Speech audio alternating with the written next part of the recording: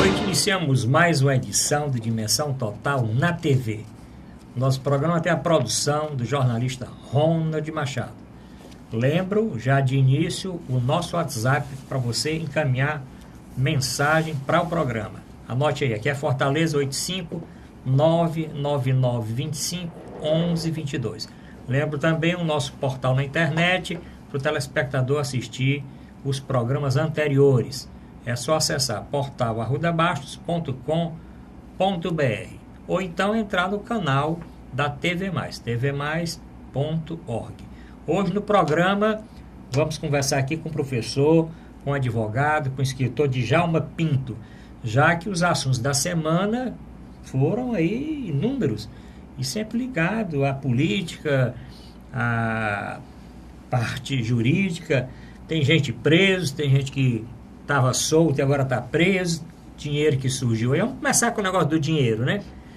Professor Djalma, 51 milhões, se o senhor encontrar 51 milhões na sala de um apartamento, o que é que o senhor ia achar do dono daquele apartamento? Na realidade brasileira, que ele tinha usado e abusado do exercício da função pública.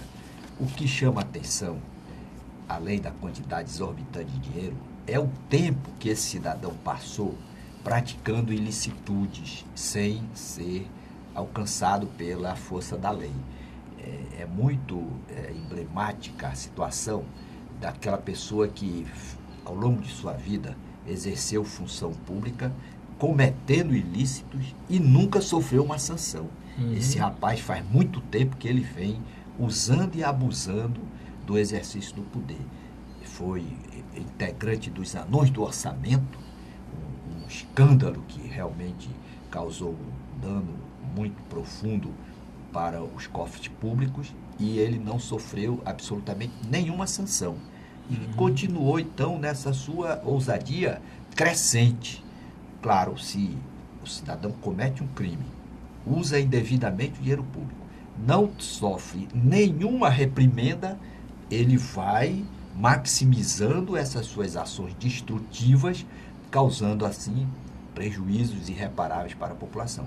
Se você for examinar de quando esse rapaz começou a praticar seus crimes, até o momento em que ele foi flagrado com esse dinheiro todo desviado e veio realmente a ser preso, que ele estava em prisão domiciliar, já é um atestado da condescendência do aparato repressor do Estado com esses infratores. Então,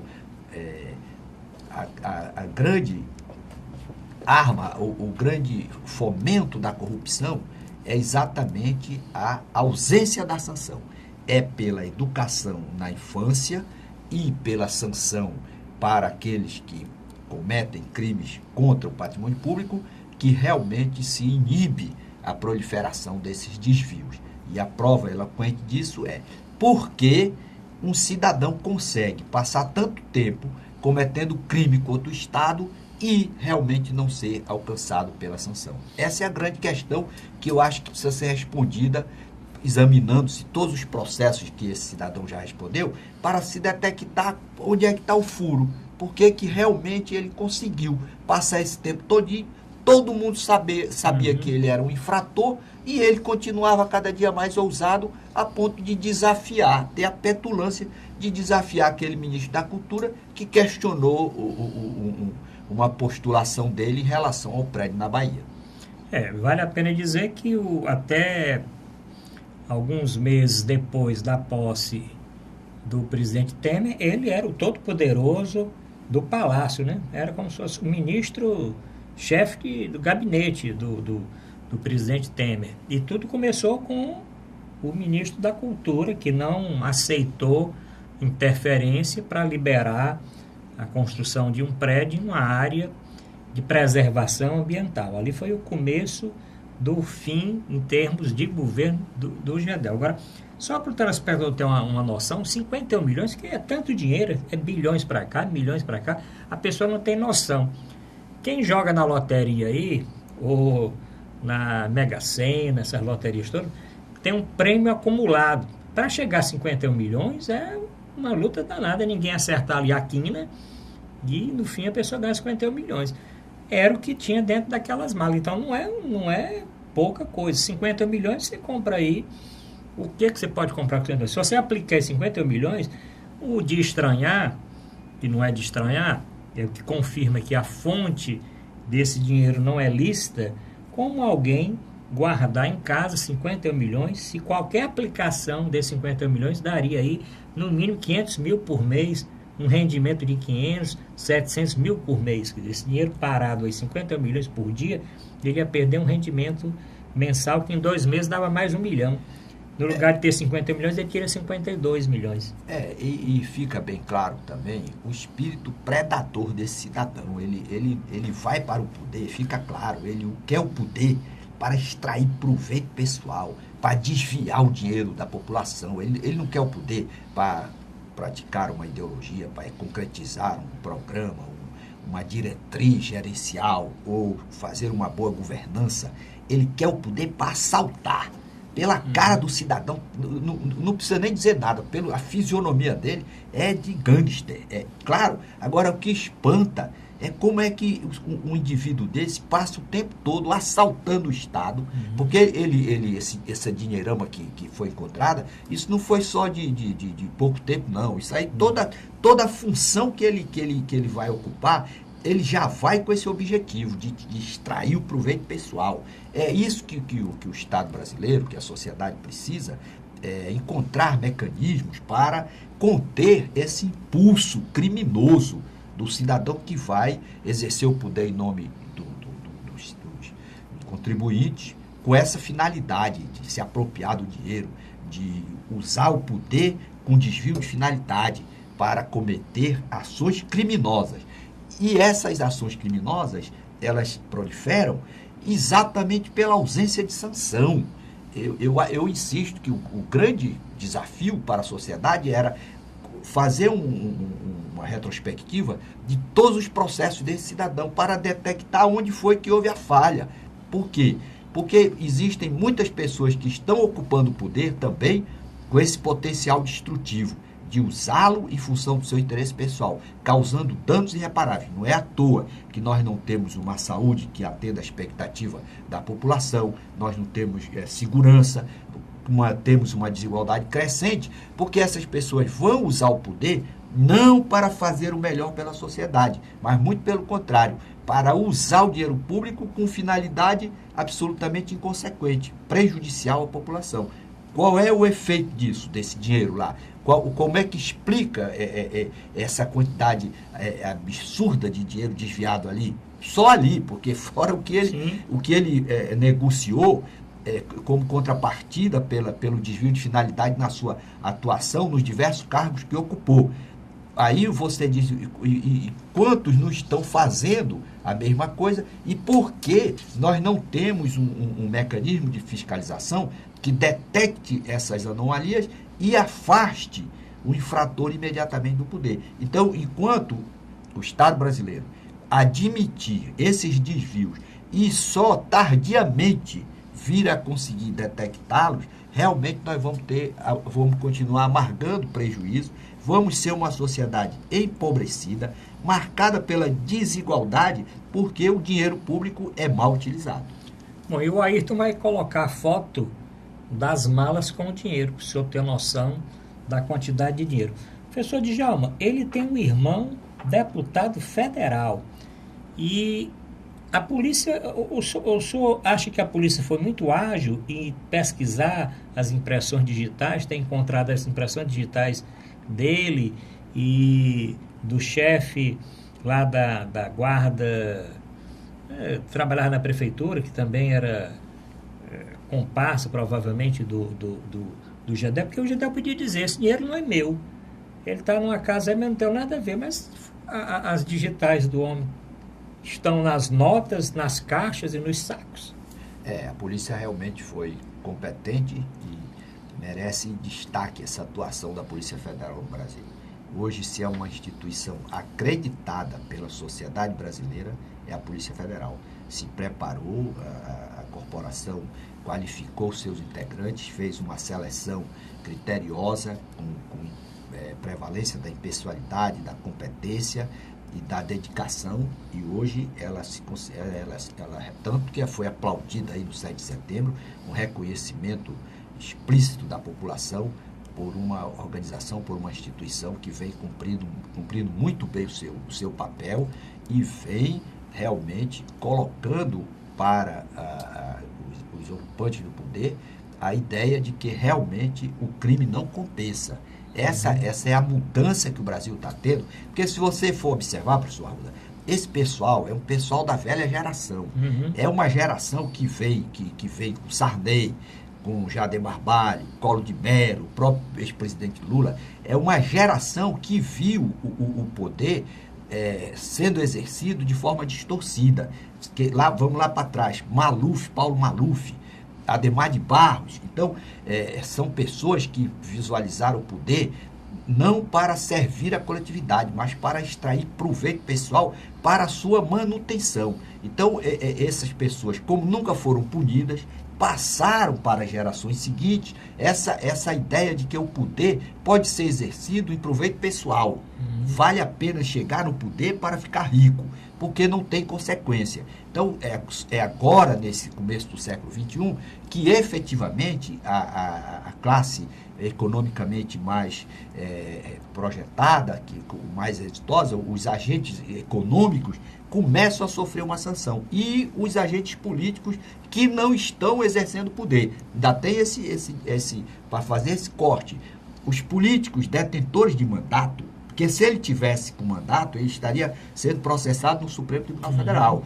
E o Supremo Tribunal Federal tem uma marca realmente de não ser célere e de não aplicar efetivamente a sanção.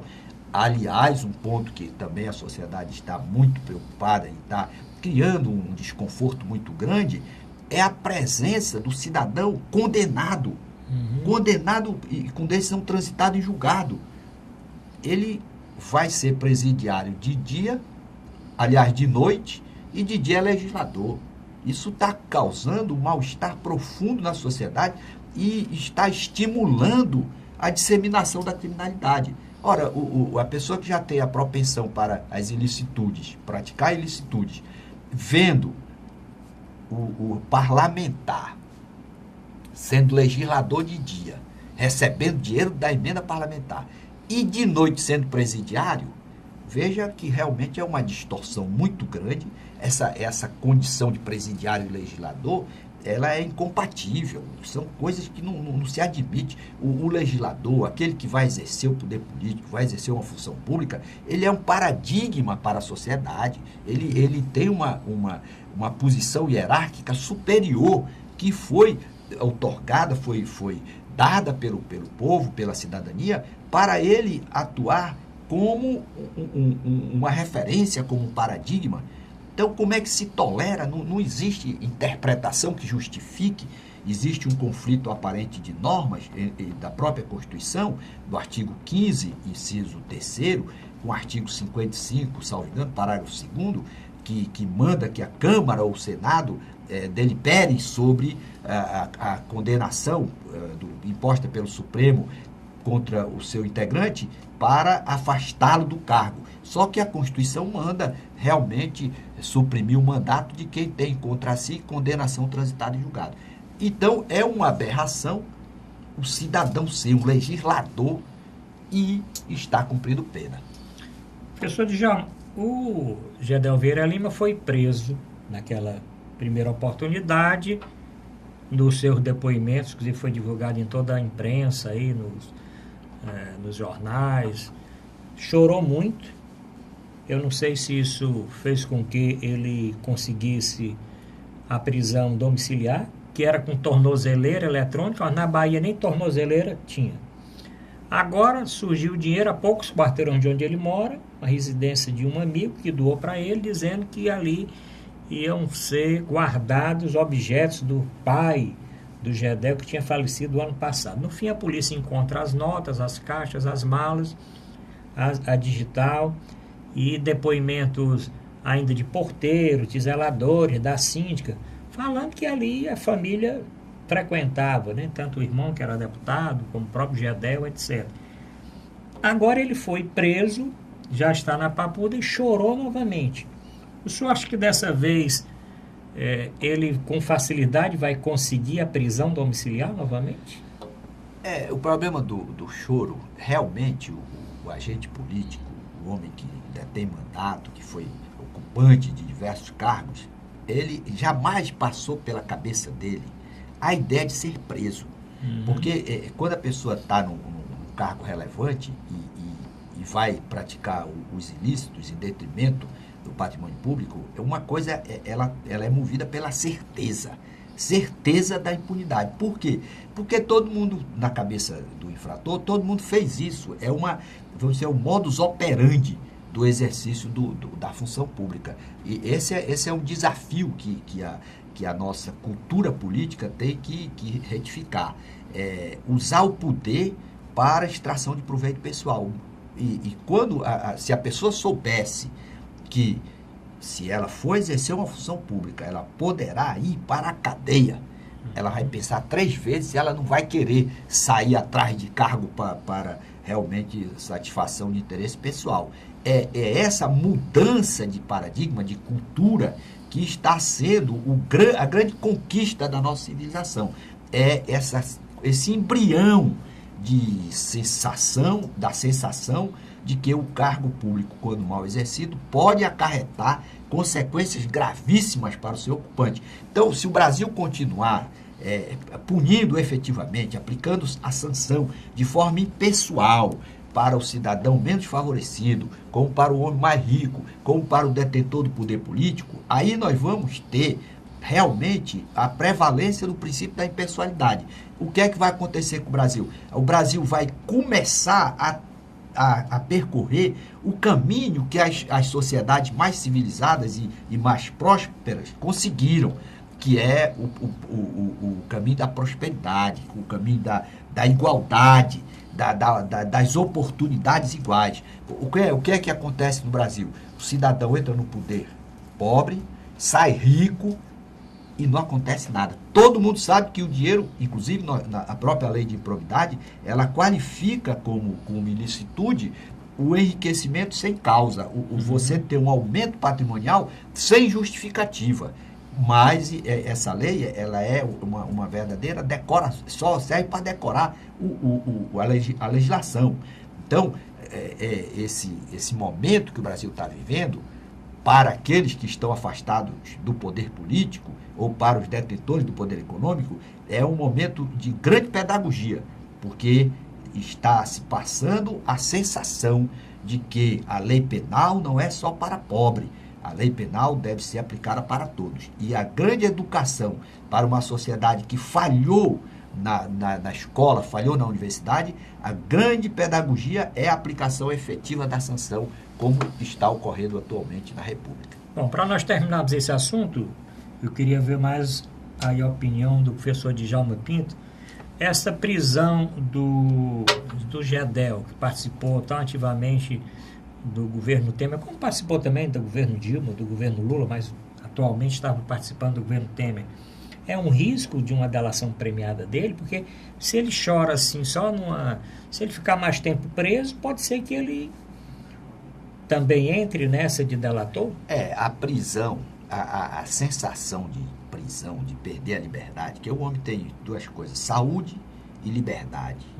Isso aí, o ser humano, quando perde a liberdade, ele fica realmente numa situação de pânico, e se houver oportunidade de delação, dificilmente ele deixa de fazer essa opção. Então ele poderá, se ele sentir que realmente vai ficar indefinidamente na prisão, não tenha dúvida nenhuma que a delação é uma oportunidade, porque muita gente critica a delação, mas a delação representa uma grande evolução do direito penal, porque como é que o Estado vai conseguir punir essas organizações criminosas, que só quem sabe como é que ela opera, só quem sabe isso é o cara que está integrando lá, que faz parte daquelas quadrilhas. Então, foi uma grande evolução do direito penal conseguir fazer essa negociação, permitindo. Não é o interesse do cidadão infrator que deve prevalecer, não. Ali prevalece o interesse da sociedade em obter informações para desarticular essas organizações que são muito danosas à coletividade. Então, ele pode, se for o caso, se tiver interesse ou se não tiver capacidade de resistir, que é muito provável que ele não vá realmente a ter essa condição de resistência pela perspectiva de não saber quando é que vai sair da prisão. Um dia realmente na penitenciária, na prisão, modifica completamente a visão da pessoa em relação à sua existência, as perspectivas de futuro, e isso leva realmente aqueles que não são treinados, que não foram trabalhados para conviver com essa situação adversa, geralmente, realmente, essas pessoas são vulneráveis e acabam optando pela delação para se beneficiar, para ver se saem daquela situação de constrangimento. Bom, estamos terminando o primeiro bloco, mas no intervalo aproveite. O que é que o senhor faria com 51 milhões se recebesse uma quantia de 50 milhões? Claro, legalmente, ou então através de um prêmio da loteria, outra coisa, ou de herança também, que é uma forma legal de você receber 50 milhões. Trabalhando a vida toda, ou mais do que isso, ou então um prêmio. O que é que o senhor faria com 51 milhões? E algum comentário a respeito do Gedel, que foi preso agora nessa segunda operação da Polícia Federal. Bom, voltamos já.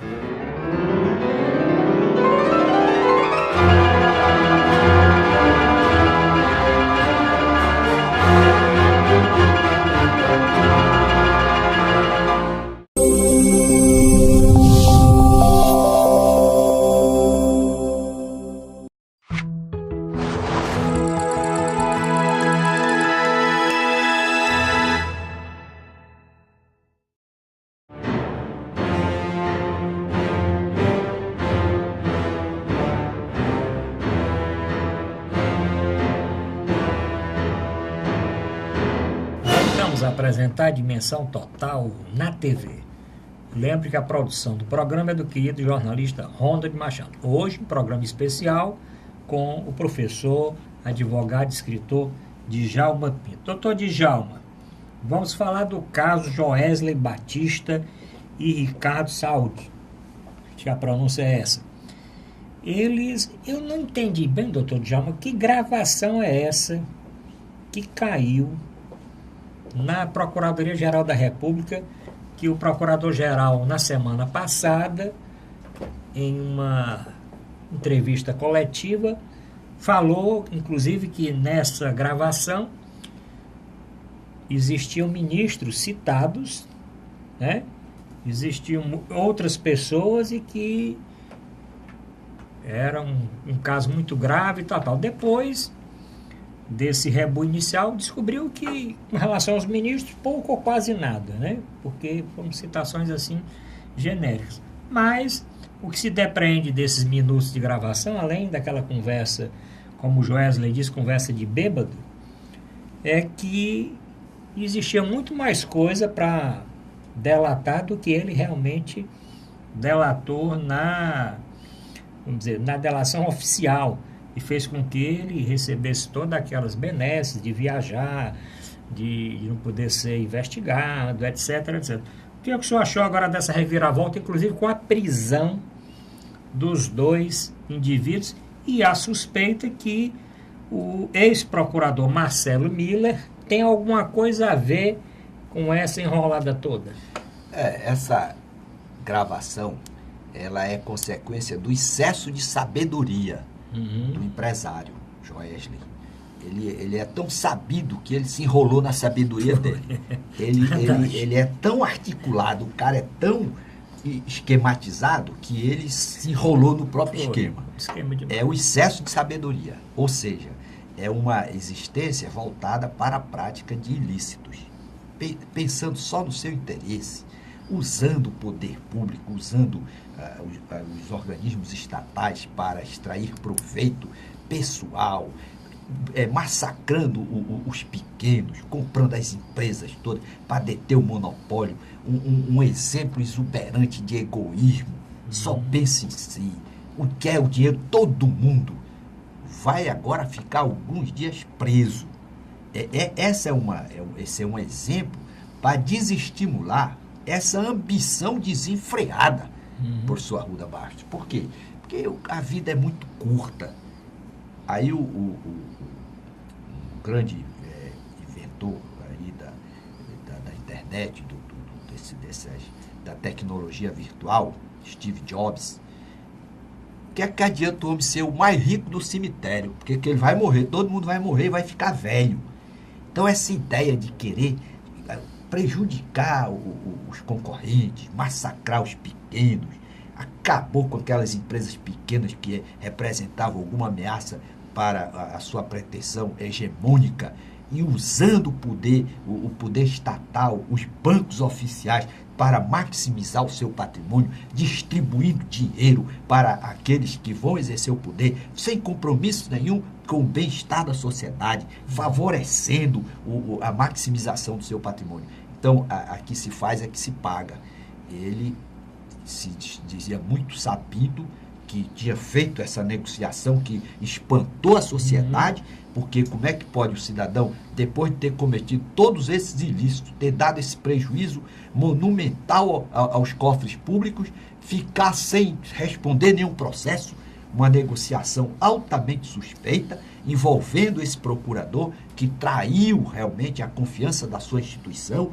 Ele estava trabalhando na instituição, de repente já era advogado do réu, cujos crimes ele estava apurando. Isso causou um mal-estar muito grande para os seus colegas, para os procuradores abnegados que se devotam à defesa da instituição, buscando a efetiva aplicação da lei penal, com a garantia da ampla defesa. Então, esse empresário conseguiu, com a sua astúcia, com a sua artimanha, ele conseguiu se sair muito bem, apesar das suas ações delituosas.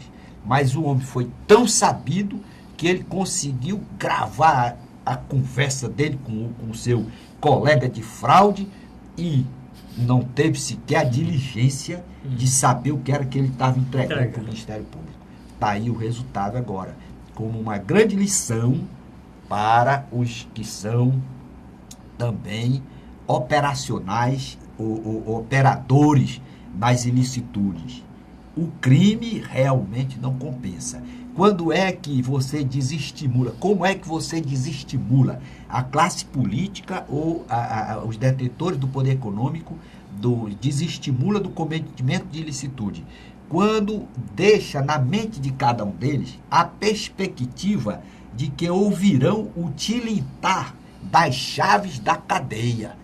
Essa sensação da chave da cadeia, ela é inibidora para os potenciais delinquentes que vão atuar contra, principalmente, o dinheiro público. Tem um ponto realmente relevante aí, professor Arruda Bastos. Por exemplo, quando o cidadão assalta na rua o celular de uma pessoa, se ele for flagrado, for apreendido pela população, for preso pela população, se a polícia não chegar, ele é linchado. Por quê? Porque a população tem um sentimento de defesa do seu próprio patrimônio. Agora, quando se trata do patrimônio público, há uma certa tolerância. E é essa tolerância que estimula essas pessoas que vão deter o poder a desviar o dinheiro público. Então o que a sociedade brasileira está dando um começo de uma reação? De querer mostrar, tanto para aquele que quer assaltar o celular, como para aquele que vai desviar o dinheiro da escola, da saúde, da educação, porque todo esse dinheiro que esse Joesley, que Gedel, todo esse dinheiro desviado é dinheiro do seu patrimônio, cidadão. É dinheiro do tributo que é pago pelos contribuintes, que são compelidos a contribuir, a pagar, a levar dinheiro do seu bolso para os cofres do Estado, para custeio das despesas com o aparato estatal. Então, quando ele desvia o dinheiro, ele está tirando o dinheiro do bolso do cidadão, que é o dinheiro que foi pago.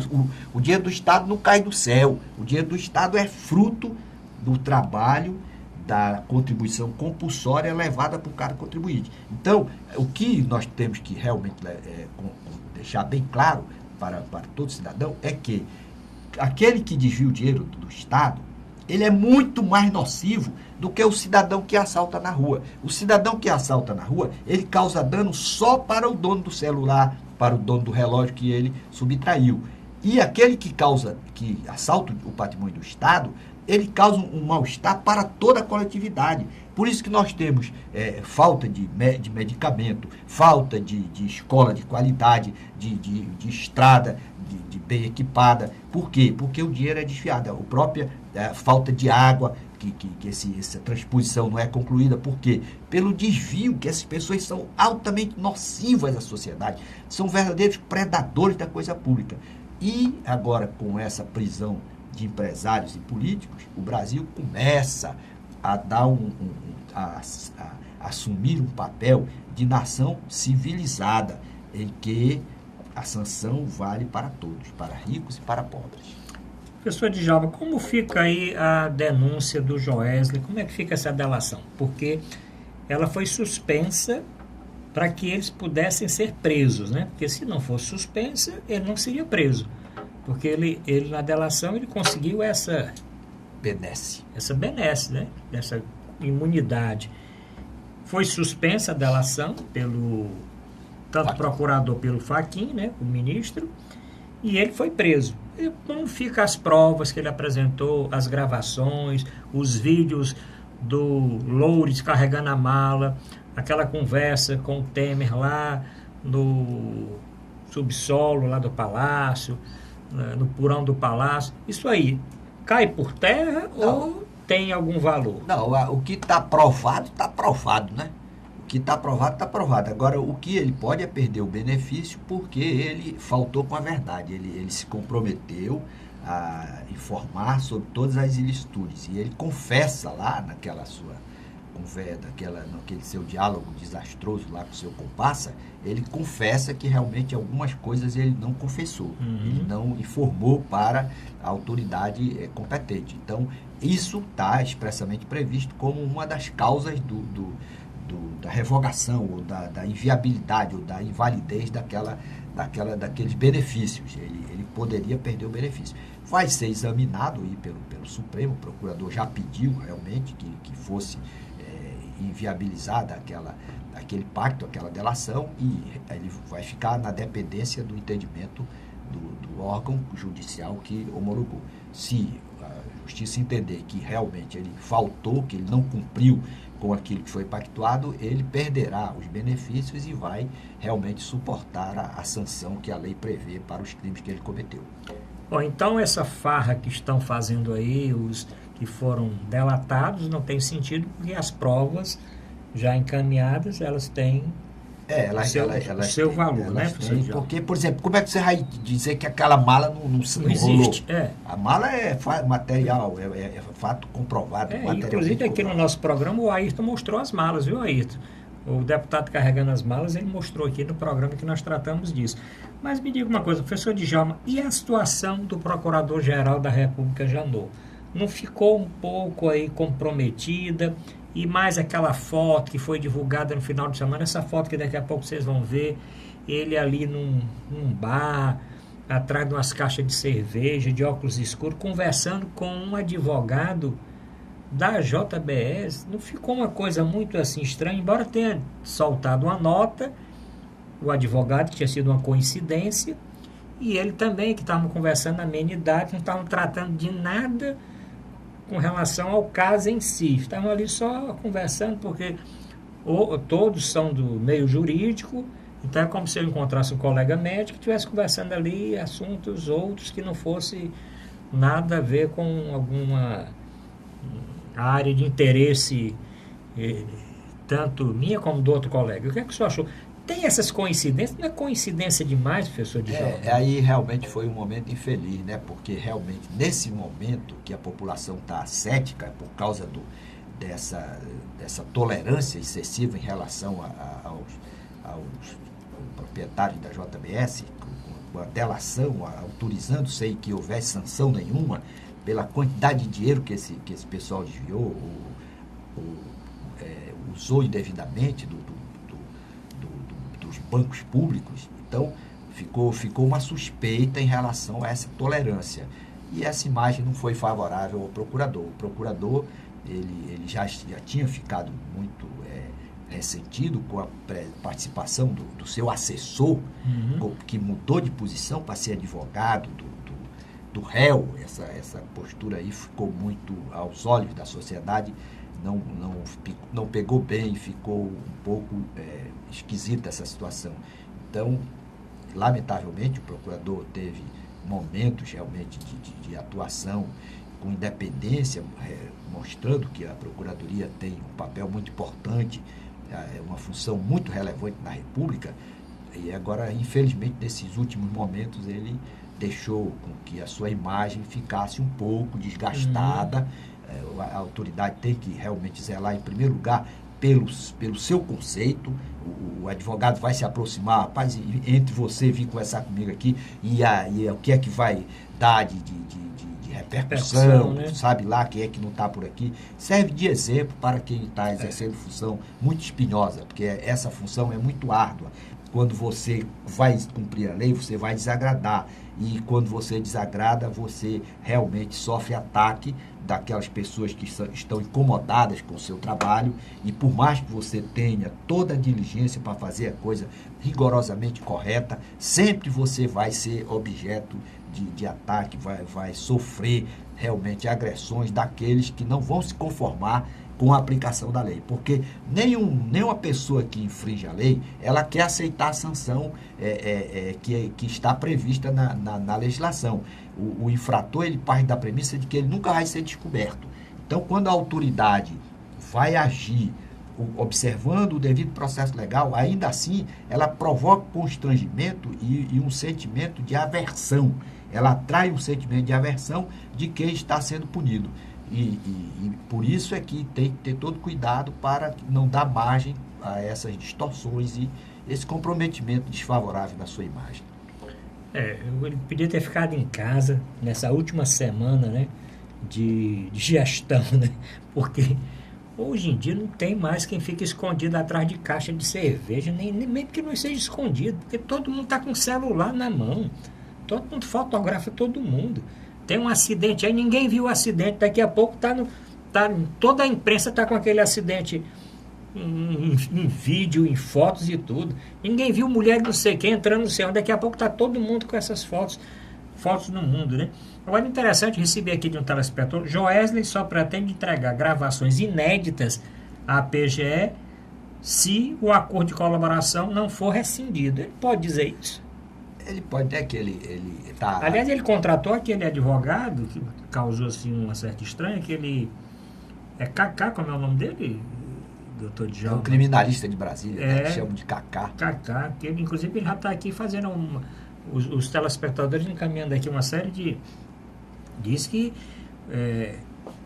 quem está delatando é o Cacai, né? A contratação Antônio Carlos de Almeida Castro, Cacai. Ele é um símbolo aí ele defende a maioria dos delatados e outras coisas, mas só que aqui é interessante, ele defendia quem estava sendo delatado, agora ele vai defender quem delatou. Ele mudou de lado, mas ele diz o seguinte, que quem delata não tem obrigação de entregar tudo não, só entrega aquilo que achar que deve. Depende do acordo. Se ele se comprometeu no acordo a entregar tudo, ele tem que cumprir o acordo. Agora, se ele não quiser mais entregar, só o fato do que já tem aí disponibilizado e o que ele omitiu, eu acho que o Estado brasileiro não devia mais se curvar às exigências do infrator com esse potencial.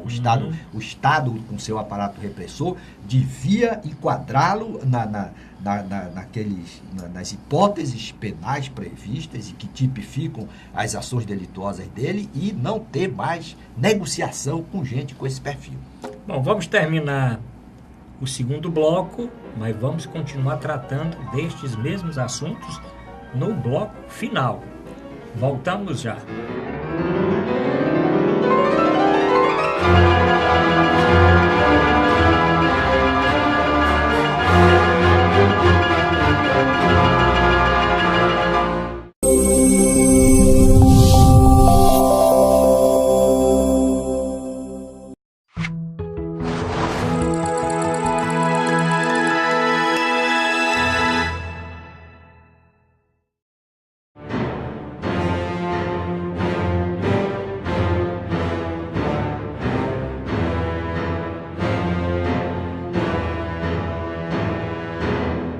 voltamos a apresentar a Dimensão Total na TV.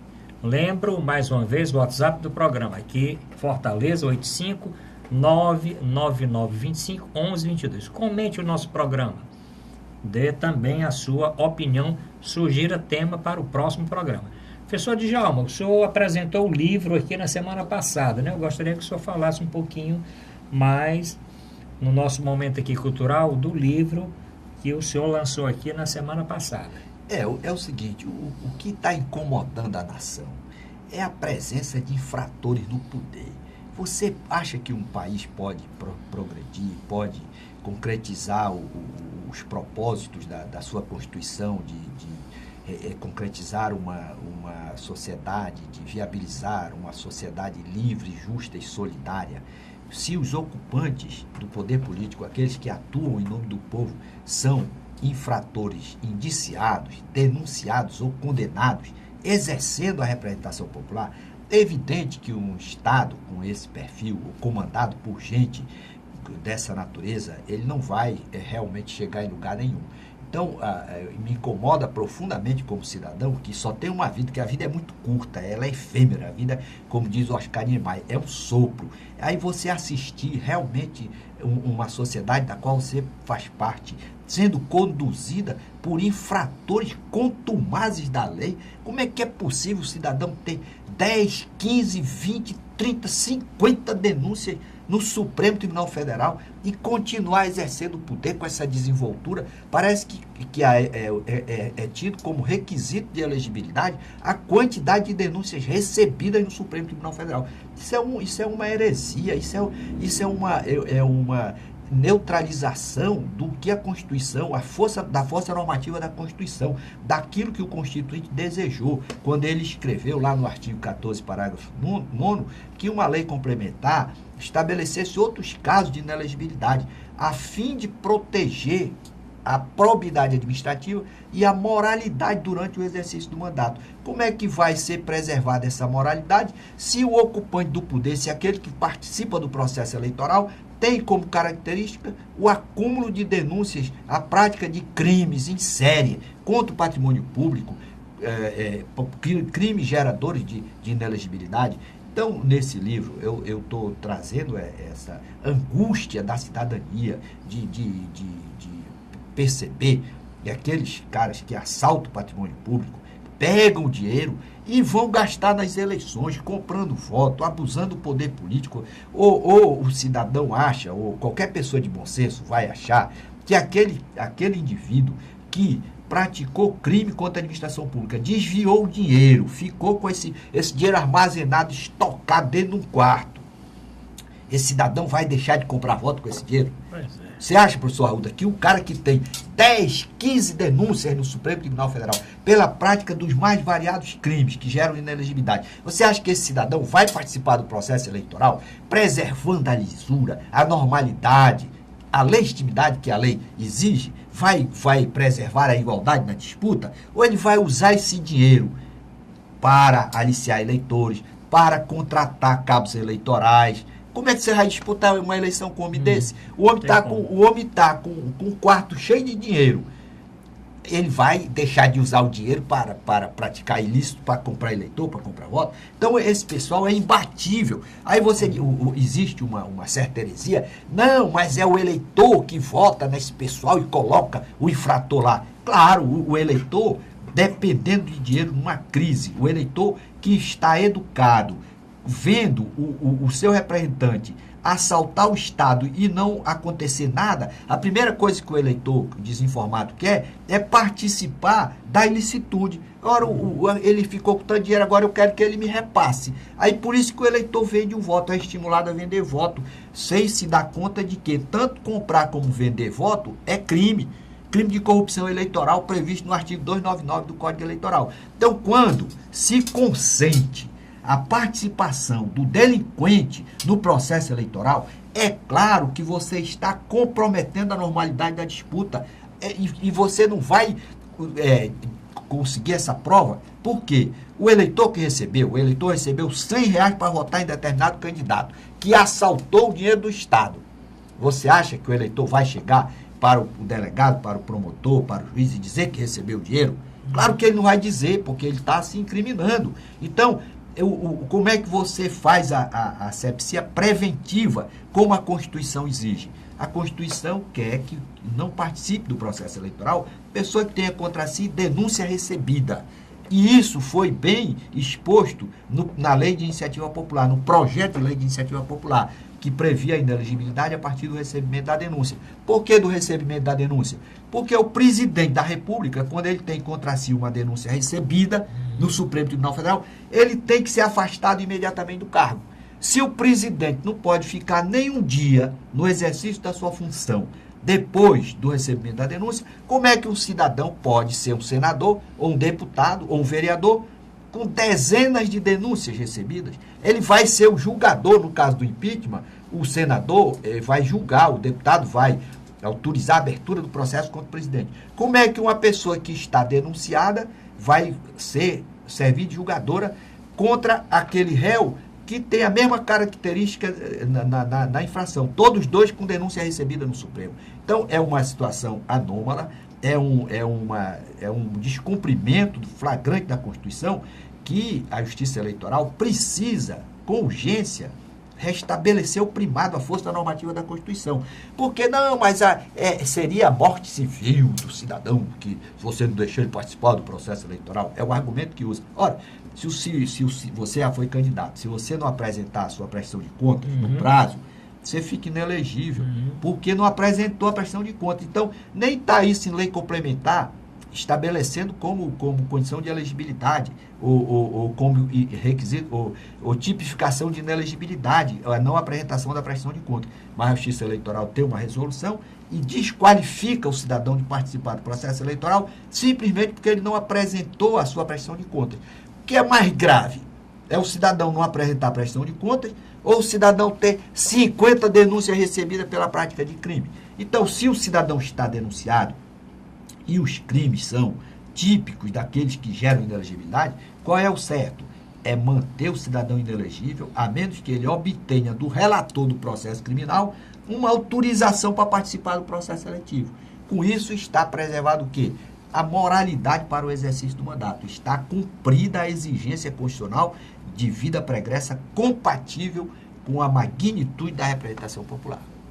Bom, estamos hoje no programa especial com o advogado, professor e escritor Djalma Pinto. Mas como a população, como o nosso telespectador, pode ter acesso ao seu livro? Isso é o que eu quero que o senhor diga. Pois é, porque é o seguinte, nós estamos num sistema. Então, quando você vai mostrar a vulnerabilidade do sistema, aí você já não tem mais aquela receptividade, né? Porque você está rompendo. Então, as editoras têm uma certa restrição em publicar isso. O que é que está sendo defendido no livro? Defendida a força normativa da Constituição para prevalecer sobre a força dos infratores da lei. Então, esse livro está apenas no site clubedeautores.com.br. Por quê? Porque realmente as editoras não querem bater de frente com o sistema. Mas como eu sou um cidadão que já não tem mais o que perder, não quero mais nada na vida, quero só colaborar e também passar para gerações futuras, essa é a minha contribuição, dizer, rapaz, isso é um absurdo. O cara condenado ser um senador da República, como Ivo Cassol, como um Celso, tem um outro deputado lá. Vamos já falar aqui nos senadores.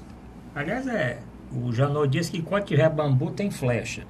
E os ouvintes aqui mandaram perguntar a respeito das flechas contra aqueles membros do PT, inclusive o presidente Lula e presidente Dilma, contra os senadores, a grande maioria dos senadores do PMDB, a cúpula do PP, né? E daqui a mais dias tem muita flecha ainda. Então, eu quero que o Ayrton coloque aí para o nosso telespectador. clubedeautores.com.br. Acesse lá, procure Infratores no Poder. Infratores no Poder, livro do professor, do escritor Djalma Pinto. Leia, comente, encaminhe uma mensagem para o nosso WhatsApp. Bom, reta final aqui do programa é o nosso Pinga Fogo, atendendo aqui os nossos telespectadores. Tem um aqui que diz, olha, pergunte para o doutor Djalma Pinto por que é que o juiz federal suspendeu o acordo de leniência do grupo JF, que controla a JBS. porque com a suspensão Da da delação, já tinha sido aprovado pelo juiz federal o acordo de leniência da JF que controla a JBS. Explique, tanto o J para lá. O juiz suspendeu porque a outra foi suspensa?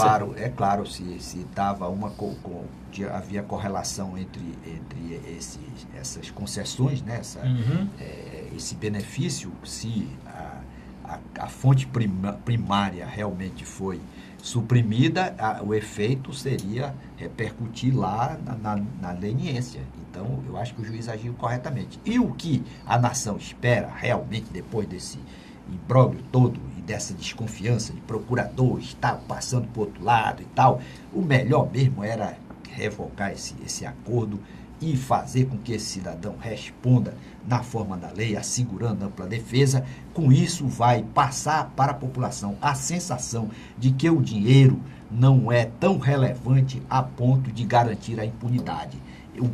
A grande conquista de uma nação na sua arrancada para a concretização dos ideais civilizatórios é certeza da sanção para o rico e para o pobre, para o detentor do poder político e do detentor do poder econômico. Para quê? Para que todo mundo tenha um compromisso em cumprir a lei, cumprir a palavra, resgatar os valores de uma sociedade para concretizarmos o grande objetivo da República, de construir uma sociedade livre, justa e solidária. Está muito claro que nós jamais teremos uma sociedade solidária quando o cidadão vai usar o Estado para tirar proveito pessoal. Então, por exemplo, esse pessoal da JBS, que foi que esse pessoal fez? Saiu comprando as empresas, coagindo os pequenos proprietários que atuavam nesse ramo de comércio de carne para todo mundo sair do mercado, para eles terem a hegemonia. E isso através de ações ilícitas com dinheiro realmente fraudado dos bancos, do próprio cidadão. Então, essa forma de crescer, de despontar como potência econômica, deve ser neutralizada na sociedade. Eu acho que nós temos um grande momento, uma grande lição pedagógica para a nação crescer na harmonia, nessa desmistificação de que tudo vale a pena pelo dinheiro. O dinheiro pode ser muito útil se for bem utilizado com a sua função social, que é a grande contribuição da empresa, essa contribuição social da empresa para dar emprego, para disseminar a ideia da prosperidade entre todos, com a justiça social.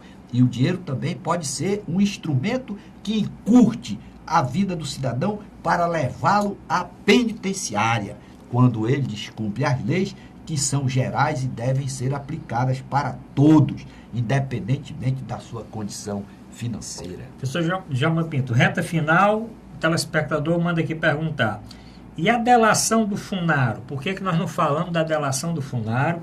Inclusive, ele coloca aqui que Temer recebeu propina de 20 milhões.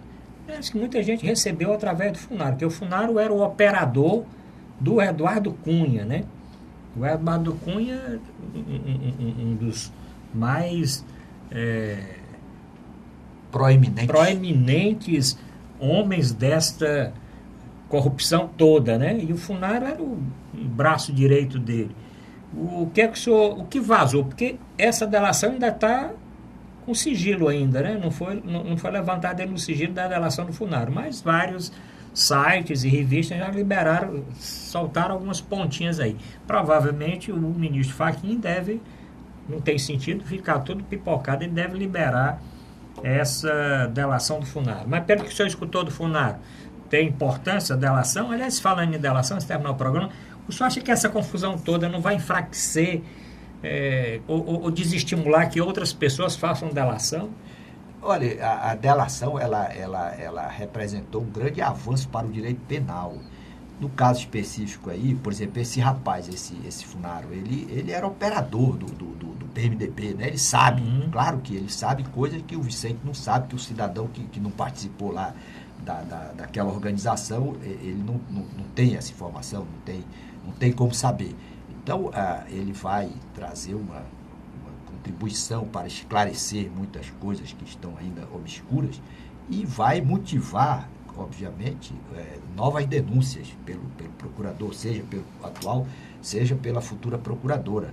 O que fica muito claro, a partir dessas informações prestadas pelos delatores, é que existia uma consciência geral, institucionalizada, de que não dava em nada. Você podia usar o poder, PSDB, PT, PV, PMDB, todos os partidos. Os integrantes das organizações partidárias, eles tinham a certeza de que podiam usar o poder para praticar todo tipo de ilícito e não dava em nada. Por que eles pensavam assim? Porque historicamente nunca deu, nunca houve sanção. Tá aí o Paulo Maluf é um exemplo. O Paulo Maluf, desde 1970, ele vem respondendo processo e tal, e nunca aconteceu de sofrer efetivamente sanção ou de ser punido exemplarmente. Então, essa pedagogia da ausência de sanção, essa certeza da impunidade, foi que motivou esses integrantes dessas agremiações, de todas as agremiações, atuarem dessa maneira. Então, nós temos que fazer o quê? Colocar esse pessoal fora de combate. Esse pessoal mostrou que não tem capacidade de gerir, de fazer a implantação da boa governança, da governança para a prosperidade, que significa otimizar os recursos públicos, aplicando da melhor maneira para satisfazer o interesse da população e não o seu interesse pessoal. Nós temos que acabar com essa ideia de perpetuação no poder. O grande trunfo da democracia é a alternância do poder, com oportunidade para todos.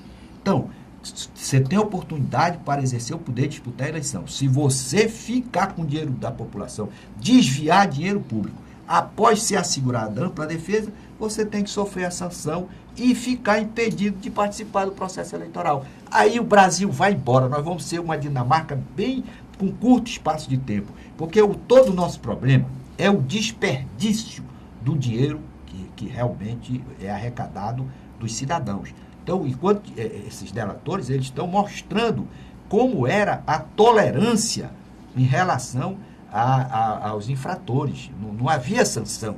Então, todo mundo queria participar do poder para praticar ilicitudes. Hoje, já há uma consciência de que não vale a pena você exercer o poder sem respeitar as normas que regulam a atuação de quem o exerce. Professor João, nós vamos ter muita novidade, né? Porque está para ser iniciada no Congresso uma comissão mista, uma comissão parlamentar mista de inquérito, CPMI, que tem o senador Ataídes, do PSDB do Tocantins, como presidente. E a briga está para ocupar a vaga de relator.